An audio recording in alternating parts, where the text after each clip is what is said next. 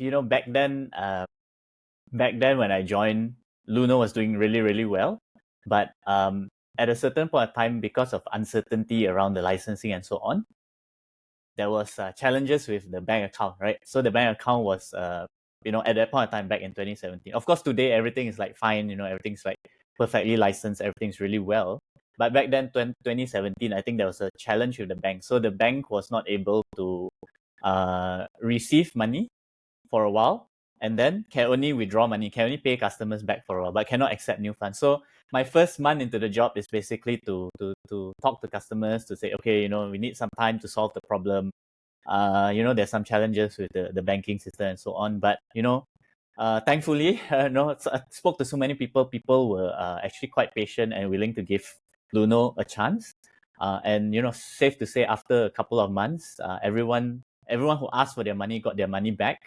And then in 2019, the company also got licensed, fully licensed by the SC, and then continue operations. And everything is fine and dandy and growing until today. Right. You make it sound like it's such an easy and smooth ride. I'm sure it's not. Because when you join, you guys, like you said, you guys haven't got your license yet. Maybe you can share a little bit on what was the most urgent and pressing thing when you started? What was the biggest challenges that you are facing, and how do you overcome that? I think the number one challenge is what I mentioned earlier. So customers who asked for withdrawals were unable to get their Malaysian ringgit back, right? That was back in 2017. So of course people feel like, hey, is this company legit or not, right? So is this company legit or not? So that's the first part, to make sure that ask people for time and tell them the progress, and then eventually sort out the problems and let people have their withdrawals back, right? So I think that's number one. I think number two, which is a challenge that remains today, not as much as 2016, 2017, but back then a lot of people don't even think Bitcoin is a legitimate thing. They don't even believe that it's a real thing. Most people think it's a scam.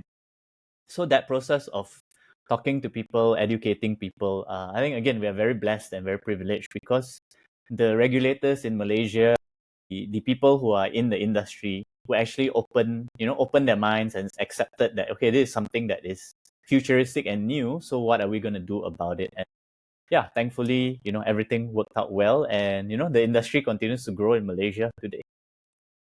Well, throughout your journey, trying to build up this company, and getting both the investors and also the regulators on board of the vision that you have, where do you think, in your mind, do you see the turning point, right? Is there a turning point that you feel that this is where things might get a little bit better? That's an interesting one. I think I wouldn't say turning point lah, but maybe milestones along the way. So definitely the Malaysia government issuing regulations around digital asset crypto. That's like one amazing milestone. Our company getting the license to be the first licensed crypto exchange. That's an amazing milestone.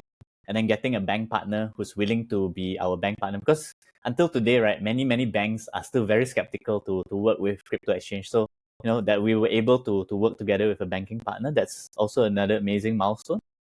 And then maybe not so much in Malaysia, but if you look at global things happening, so many milestones were amazing also, because one that was like especially groundbreaking was crypto ETF was approved in the US. So, if you think about Bitcoin, it started off as a one-man project, with a couple of friends.